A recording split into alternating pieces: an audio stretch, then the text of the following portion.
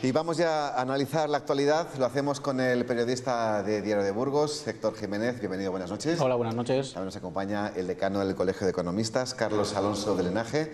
Bienvenido. Buenas noches. Y por último también a nuestro abogado José Antonio López Rodríguez. ¿Cómo estás, José Antonio? Hola, buenas noches. Para acompañarnos a los tres vamos a hablar del índice de precios al consumo que registró en Burgos una caída de un 1,3% en febrero en relación al mismo mes del pasado año. Esto supone 3 décimas menos que la media regional y 2 más que la nacional, que se cerró con un 1,1% negativo. En la variación mensual los precios se mantuvieron en Burgos con respecto a enero, aunque encarecieron el transporte, bebidas alcohólicas y ocio. Al contrario, bajaron en el vestido y el calzado. Nuestro economista de cabecera, Carlos, ¿estos datos qué significan? Bueno, significa que igual que hay una corrección en los salarios, tiene que haber una corrección en los precios. Realmente la energía tiene un papel importante. Si comparamos el precio de los combustibles, el precio del petróleo en marzo del año que viene, del año pasado y en marzo de este año, vemos que hay una diferencia de más de un 60%. Por lo tanto, es una noticia yo creo que esperada y es buena porque no está lejos de la deflación mala, que tanto no está de cabeza en los informativos. ¿Acorde con la situación económica que vivimos? Acorde con la situación geopolítica, no solo con la situación económica. No tendría ningún sentido que en estos momentos tuviéramos una escala de precios con la contención salarial y con la contención de gasto que tenemos. No sería propio de la situación. Una pregunta, Carlos, ¿cuál es la deflación mala? ¿O dónde está el límite? El límite está en la deflación que se produce cuando no hay ningún tipo de consumo y hay que bajar los precios para que las personas consuman. En estos momentos la deflación viene determinada, por un lado, por la energía. Que baje el precio de la gasolina o el precio del petróleo no es malo, es bueno, nos va a mejorar la competitividad y hasta ahora pues la moderación, por ejemplo, en el precio de la vivienda o los recortes que ha habido eran bastante lógicos para salir de la situación que teníamos. Por lo tanto, no es una deflación. No es un número. No solo es un número, sino que la deflación mala sería aquella que viene de retrocesos en el consumo demasiado altos, que hace que si no hay una baja de precios no exista el consumo. En estos momentos el consumo se está recuperando, la demanda interna está creciendo y por lo tanto esto lo único que va a hacer es coadyuvar a este crecimiento de la demanda interna. Otra pregunta yo tengo para ti, Carlos. La nueva subida... Si te cambia de sitio, Carlos, te pongo aquí a la izquierda. La continua subida de los precios del carburante experimentados durante este mes, ¿va a tener alguna incidencia en el IPC de marzo o consideras que no va a tener ninguna incidencia? Va a tener incidencia, puesto que va a haber un crecimiento. ¿Qué ocurre? Cuando veamos la variación en tasa interanual, la variación seguiremos estando en tasas negativas porque venimos de una situación en la que los precios del combustible, del crudo, eran muy altos. Luego esa influencia tampoco va a determinar un mayor o menor consumo. Va a determinar un menor consumo en tanto en cuanto que si destinas más dinero a la renta libre disponible de combustible, irá en detrimento del ocio, la inversión en textil, cualquier otro gasto. Lo cierto es que creo sinceramente, queridos colaboradores, que en pocos sitios se lo han dejado tan claro lo que significa este dato del IPC de hoy. Vamos con más asuntos, algo que se está comentando mucho, porque hoy hemos conocido, gracias a Diario de Burgos, que ningún hostelero ha querido pujar por el local situado en el Mirador del Castillo, el que hasta ahora conocemos por BNB.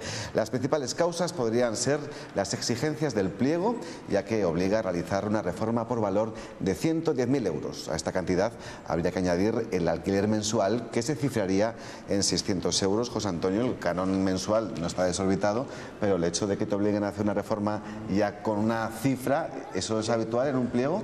Visto así, asépticamente, la cifra única y exclusivamente 110.000 euros puede parecer exagerado, pero si vemos el resto de las condiciones del pliego, que es a 18 años, la inversión tampoco puede, se puede rentabilizar. Otra cosa ya es la propia localización del inmueble, la situación que también puede influir a la hora de que un hostelero decida invertir en el establecimiento.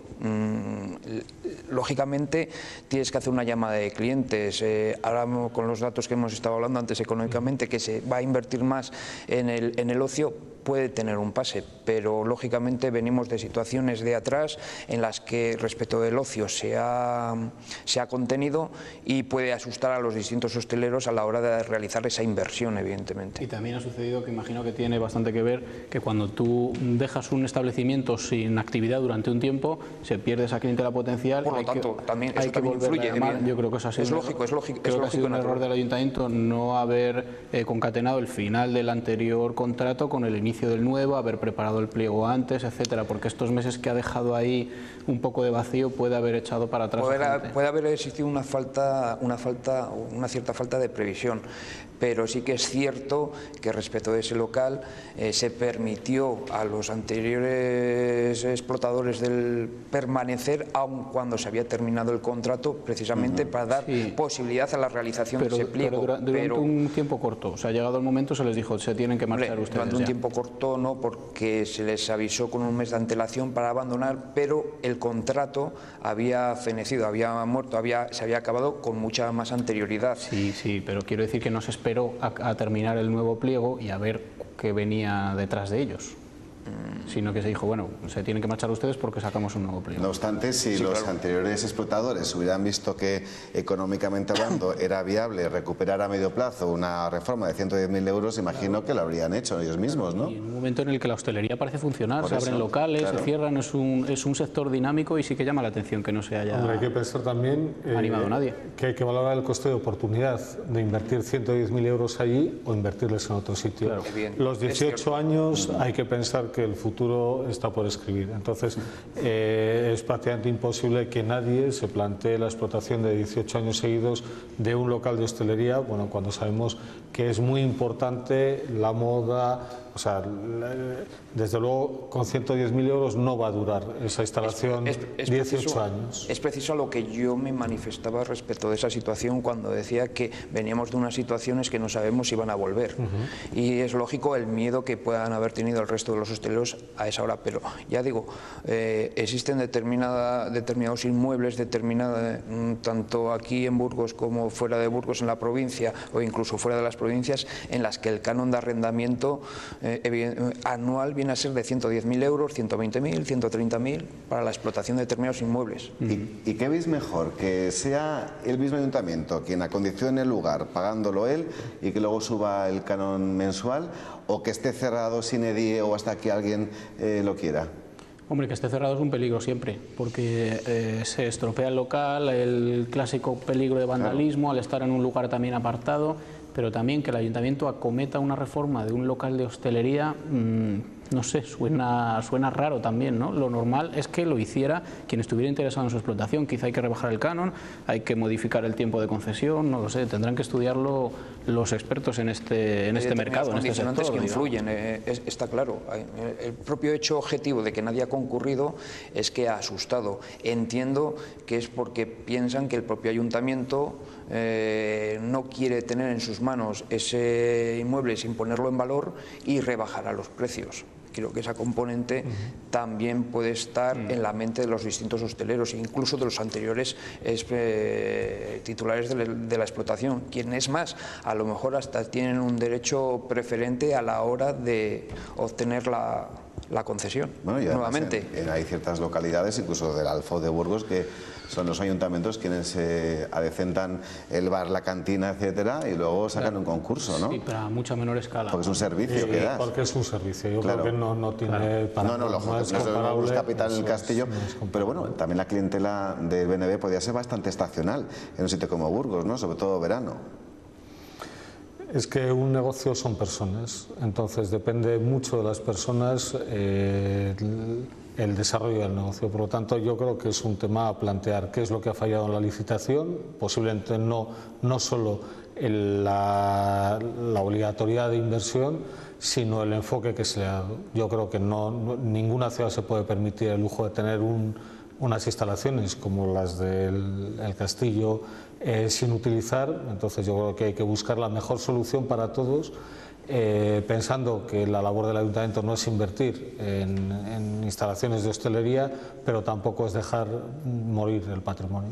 Bien, pues vamos a otro asunto. Hablemos ahora de la doble fila de Gamonal. Los 3 puntos que el consistorio considera erradicados son ahora mismo el tramo de la calle Vitoria que discurre entre la glorieta de Juan Ramón Jiménez y el cruce con la avenida de la Constitución, la calle Santiago y las inmediaciones del parking disuasorio de las Torres. Sin duda alguna, una manera de mejorar el tráfico en la zona. Aún y con todo esto, el parking disuasorio sigue prácticamente vacío. Héctor, aquí hay que hacer muchas preguntas. Yo me las hago muchas veces, en muchas ocasiones, porque he escrito varias veces de este asunto.